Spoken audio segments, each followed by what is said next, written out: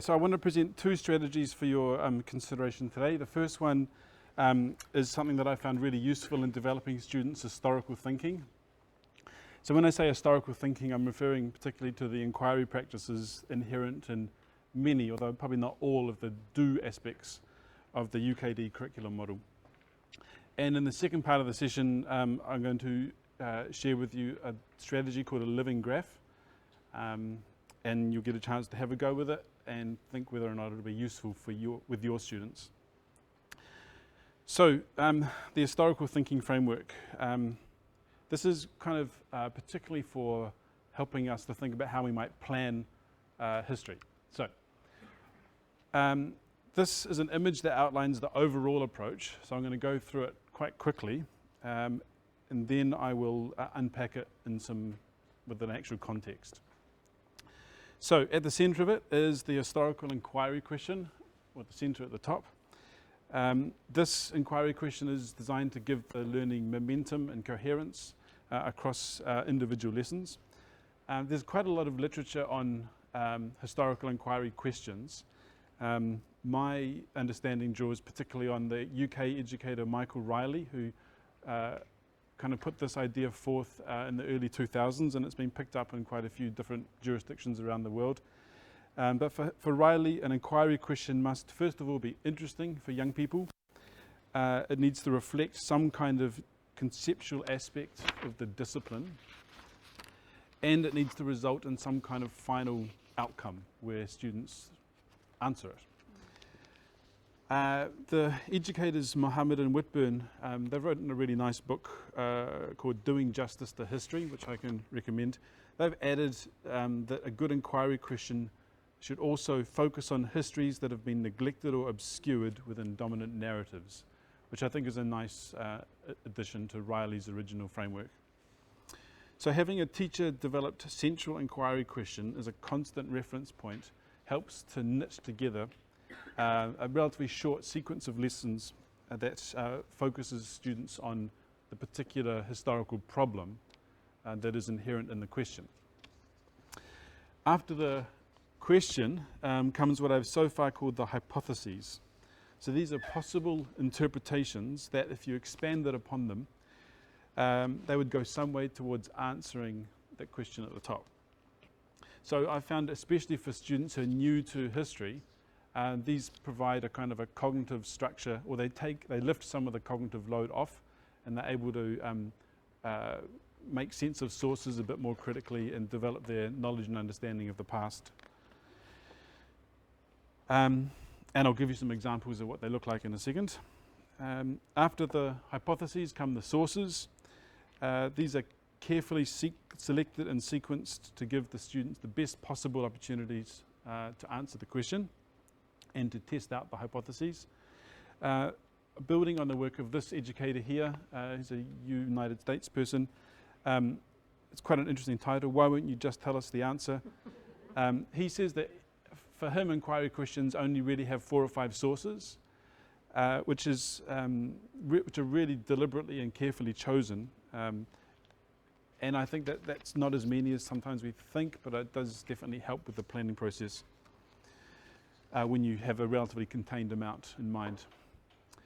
In the last step, you have a summative task that answers the inquiry question, loops back, and in the process synthesizes that sequence of lessons that you've been working with.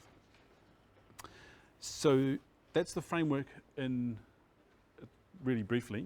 So what I want to do now is to show it to you, show my first attempt at using it with a specific context, and then share with you 2 critiques of it that I've found really useful. And I'm sure that you would have your own critiques and elaborations of it.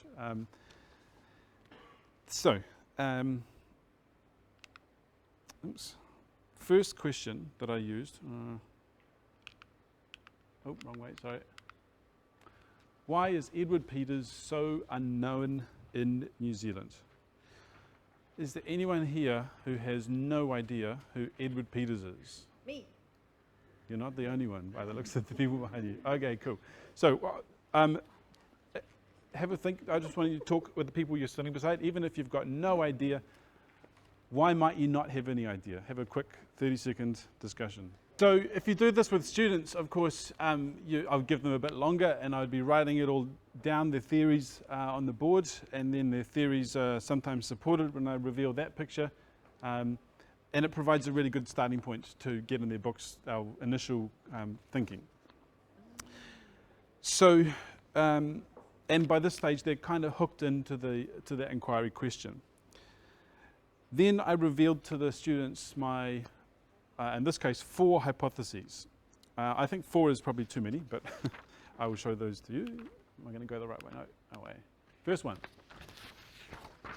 Edward Peters was a humble man who did not want any glory or reward for his discovery of gold in Otago. So he was the first person to discover gold. You may have heard of Gabriel Reed before. Okay. So Gabriel Reed, of course, is the one who my daughter's learning about the gold industry at the moment. She's 10 years old and she's coming home and telling me all about Gabriel Reed, which is fine. You know, he's an important part of our history. He wasn't the first person to discover it, though. Hypothesis 2. The Pākehā Gabriel Reed was more effective than Peters at formalising his discovery with the authorities. New Zealand has a long history of racism towards Indian New Zealanders, which made it much harder for people like Peters to gain recognition. And people today are unlikely to have heard of Edward Peters because the experiences of Indian New Zealanders have been sidelined in this country. So then I do the whole kind of, which one do you think is the most likely at the moment? We've done nothing so far on Edward Peters other than talk about his existence and show you a photo of him. And then they go away and have a discussion. So these early hypotheses, they became the intellectual tools that I used to interrogate the sources for evidence, which could be used to answer the question. This had the effect really early on of making that contested nature of history kind of central to everything we did in the classroom. So the sources come next.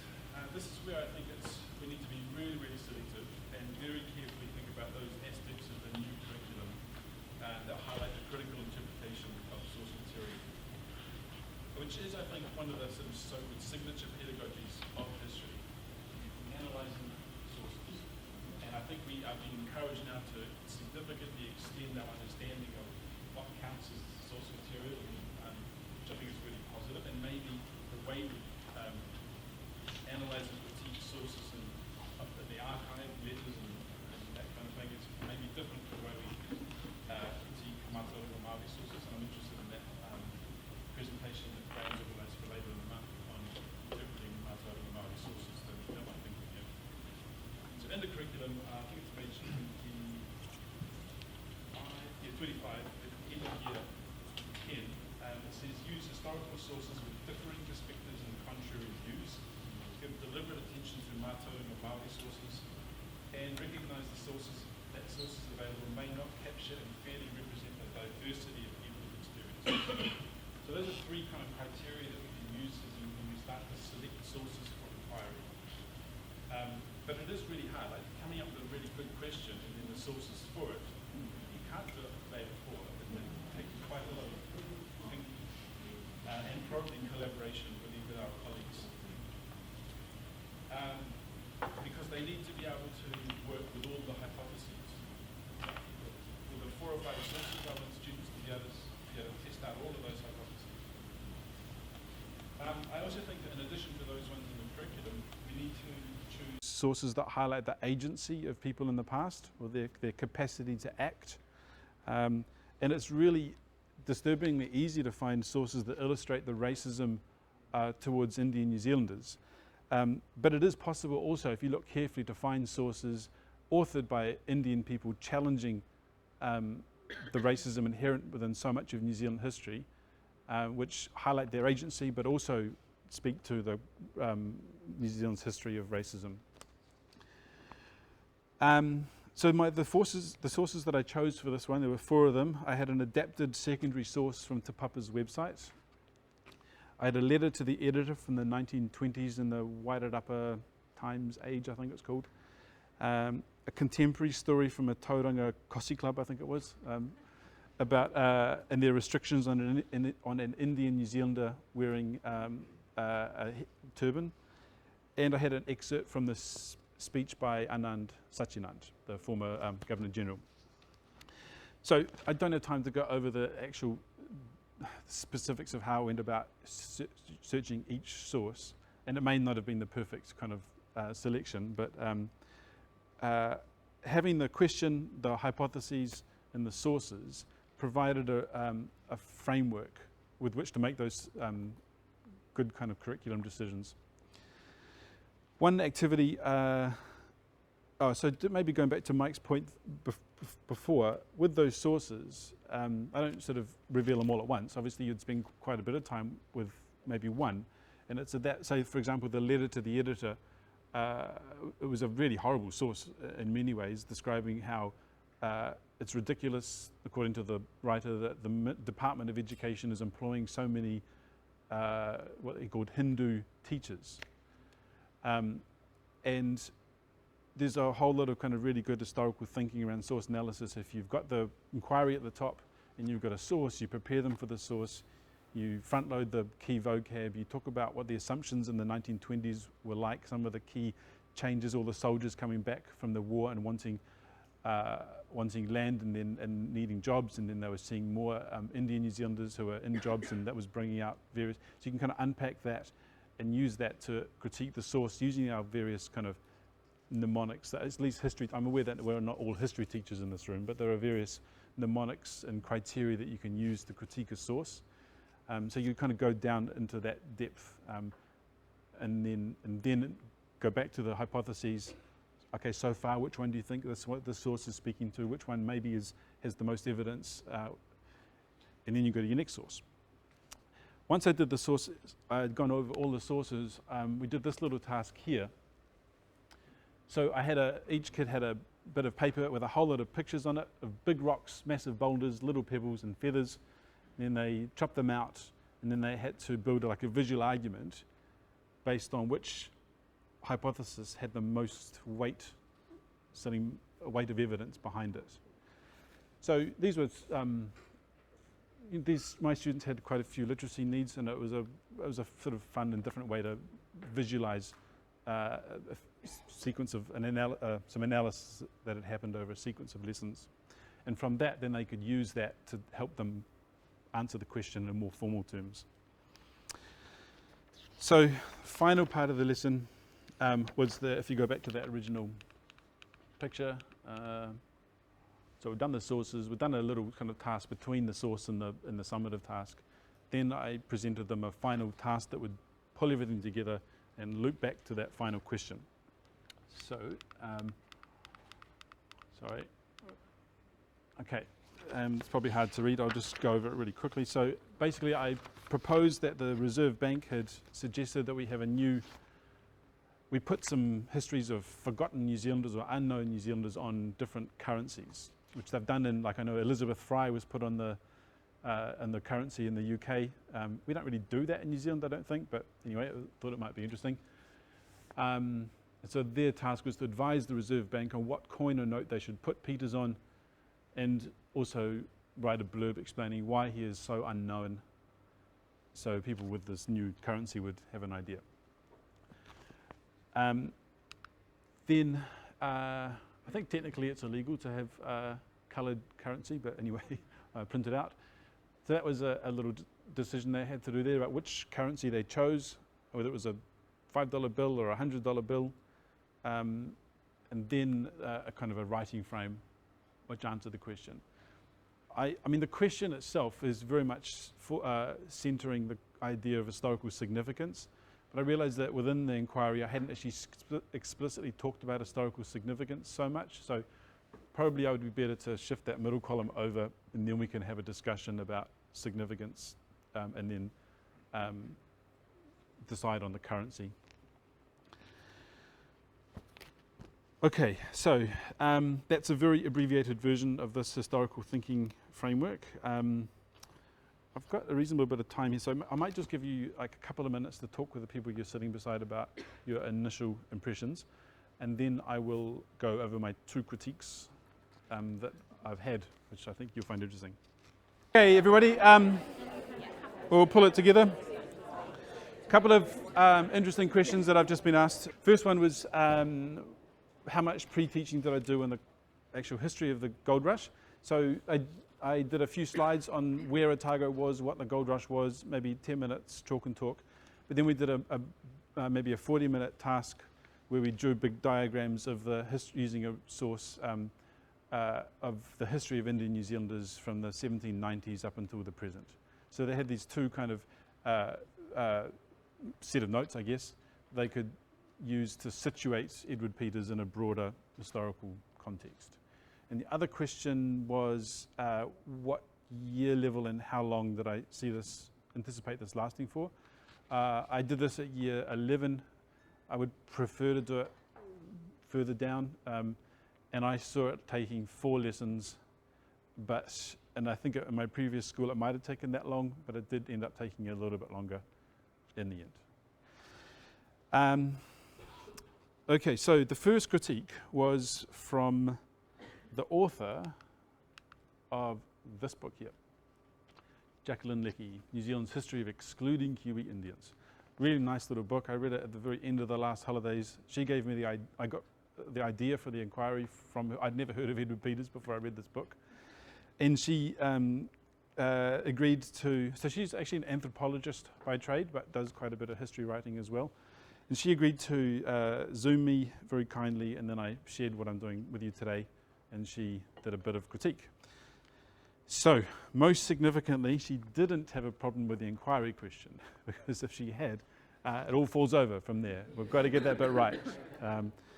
And you know, I'm definitely all about giving students the chance to go and develop their own inquiry questions, but I think there's a strong case for us to really carefully craft a really powerful question and scaffold students carefully through that process. That's how we develop, I think, really, especially in the junior students, deep historical knowledge and understanding. Moving to the hypotheses, her first instinct was she really didn't like the term hypothesis. It sounded way too empirical to her, and she thought interpretation might be a better term. And I thought, yep, definitely that fits much better with the discipline of history. I've started talking about hypotheses now, so I'll have to change my vocabulary for later, I think. But then when she went over the hypotheses, I was just fascinated to see a real expert in the content, how their mind kind of worked. Like this top hypothesis, sorry to give you a headache. I put that there because I thought, oh well, there's not much evidence for this. I'll use this as a kind of as a way to teach students that some interpretations are more valid than others. But then she just stopped and she went, I wonder, and she's just really carefully turned the words in her mouth and thought, and she focused in on humble. And she went through her mind and all her research and thought, I think there is actually some evidence that you could argue that he was humble. And she did that for kind of all of them. And it really kind of made me realize that it's quite easy to whack together an inquiry and quickly put together some hypotheses or interpretations. But actually I needed to slow down a little bit and either have a better range of sources so we could really test that one out and maybe put forward teach kids how to put forward tentative claims using limited evidence, draw really good inferences and say, okay, so maybe part of this interpretation is true. Maybe there is some evidence that he was a humble man, but he didn't want glory or reward. Well, he died a kind of a pauper. He died very poor anyway. So he probably would have been quite glad of the government's fee that you got paid if you successfully staked your claim. So it was a good reminder to just slow down a bit and really carefully think about the relationship between the question, the hypotheses, and the sources that we select. And that was the main thing from Jackie that she gave me, and she also agreed that the question was about historical significance, why we remember some people and forget others, but the assessment task at the end with a middle column, this one there, was kind of asking them to do something that I hadn't really fully prepared them for in the inquiry. So when I collected the results in, they were okay for the second one, But the middle one, they had no idea really.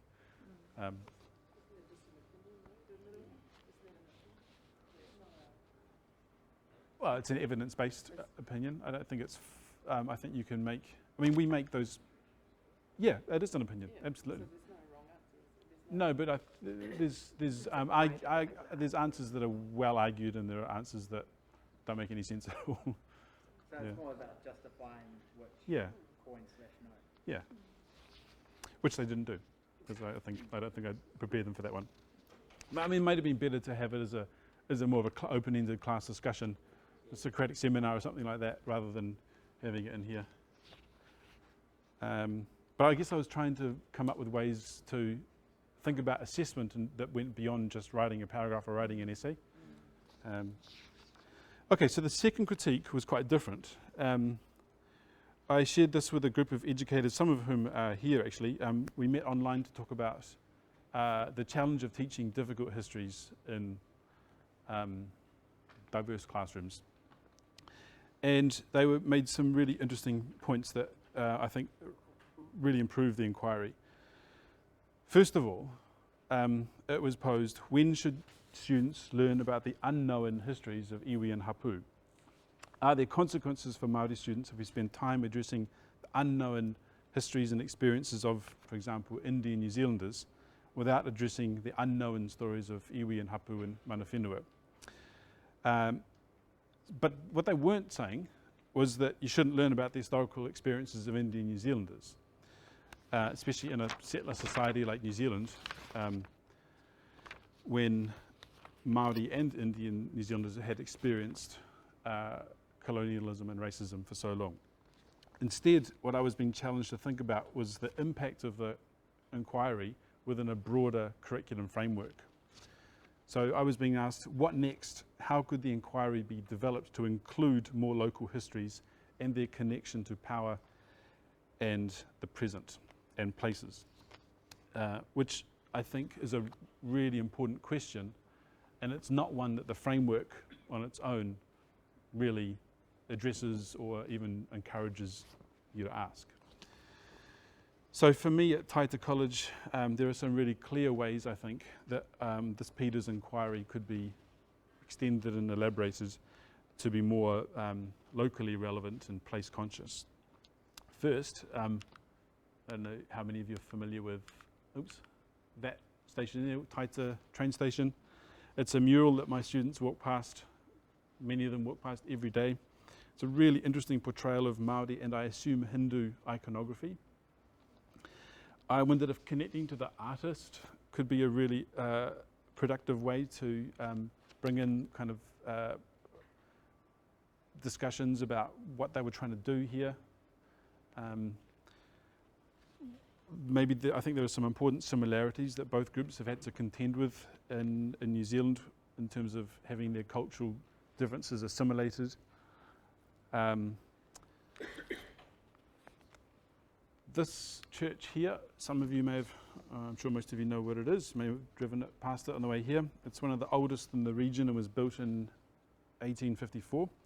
So recently, Mike and I and some of our colleagues from Taita were taken around the church by one of the local ministers and the Kaumatua Teri Puketapu.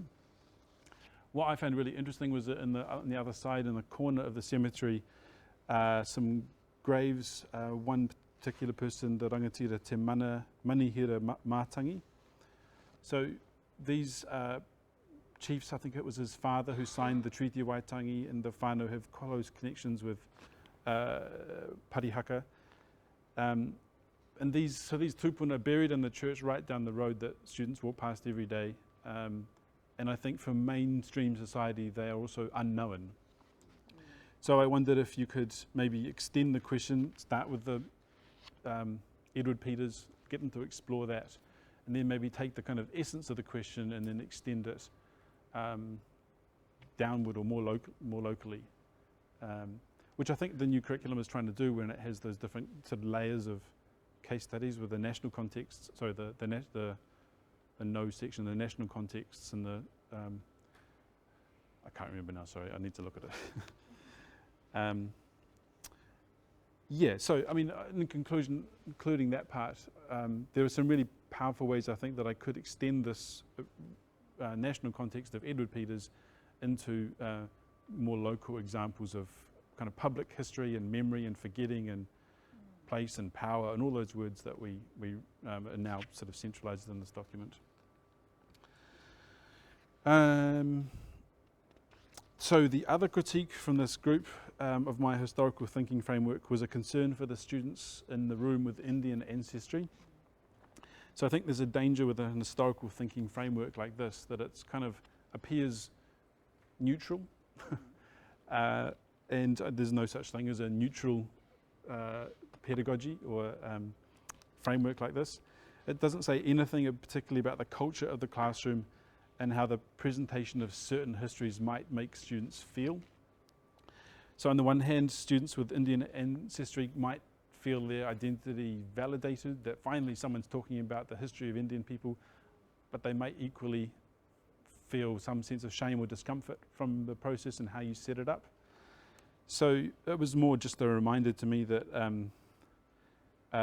you've got to kind of walk carefully and think about the source selection and how you might, when do you start talking about New Zealand's history of racism? Is it straight away with brand new kids you've never seen before? Do you start by developing the relationship, working out the climate of your classroom, building the climate of the classroom, that kind of thing? But it was a good reminder to quote, there's a really great Cypriot educator called Michelinos Zambilis, who says that classrooms are deeply divided places where contested narratives are steeped in the politics of emotion to create complex emotional and intellectual challenges for teachers. So that applies in Cyprus, and it definitely applies in New Zealand as well.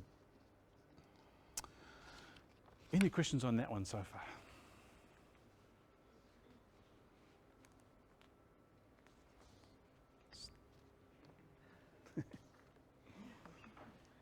Okay, what I might do now, so that's the first part.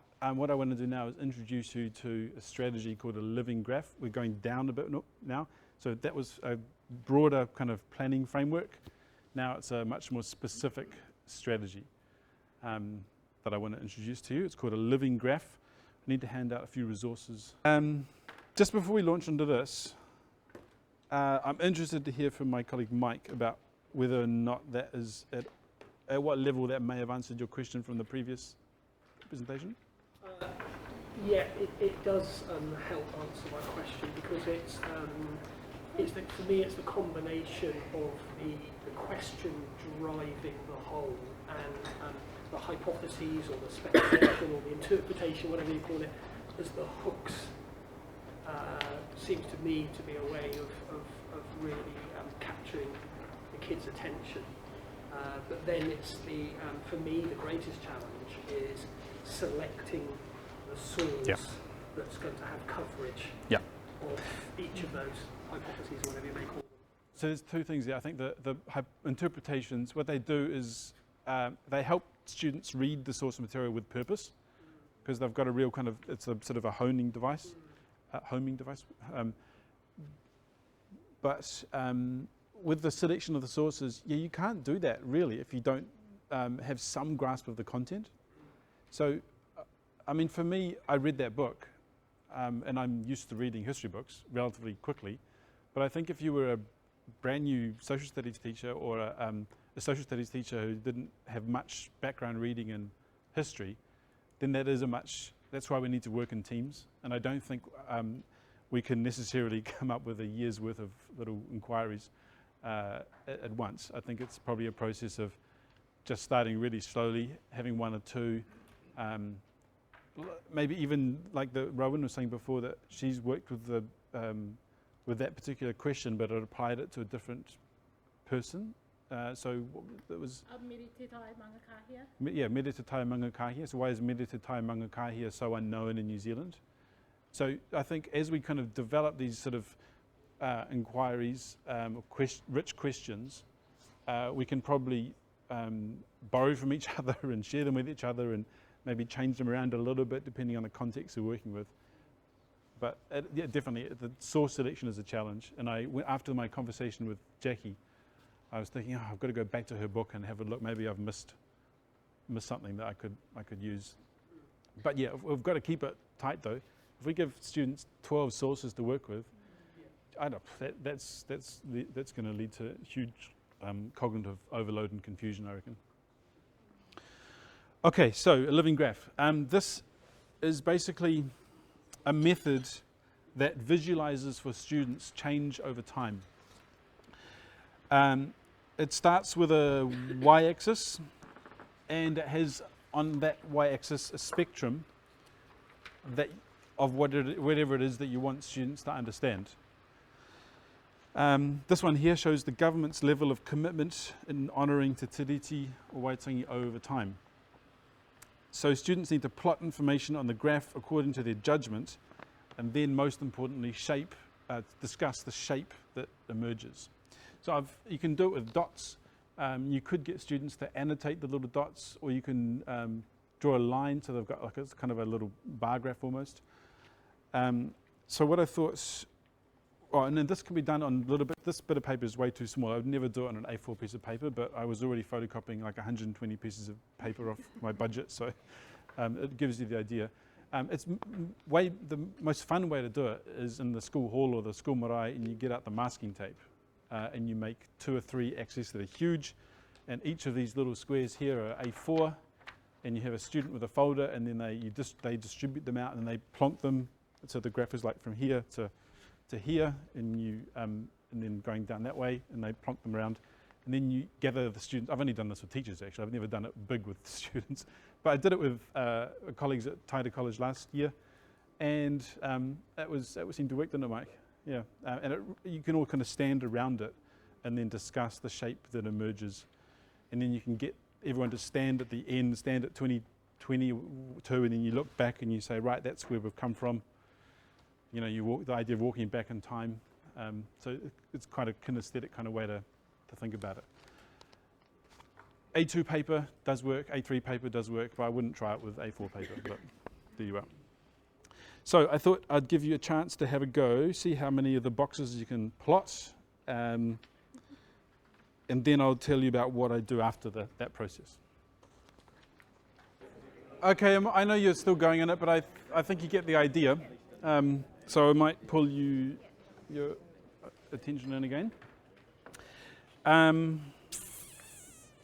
So obviously the critical part of the whole thing is getting students to reflect on the results of the graph. What I usually do is ask students, first of all, what do you notice about the placement of events in relation to those axes? What does this placement of the information tell us about the levels of commitment to Te Tiriti over time in Aotearoa?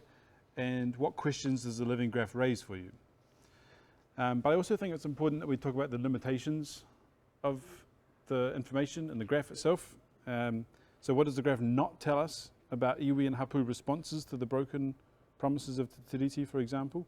So to me, the graph kind of pitches the government against iwi and hapu when Māori have often participated in the government. It focuses on when things happen and not really where. There's no detail there. You don't have the richness of the individual stories, and it doesn't show Māori responses to broken promises. So it doesn't centre Māori agency. So I don't think that's a reason not to do it. I just think that we need to talk about the limitations of anything we do in relation to the past. So, and of course, the whole effectiveness of a task like this is how well is it embedded within a broader curriculum, a broader inquiry.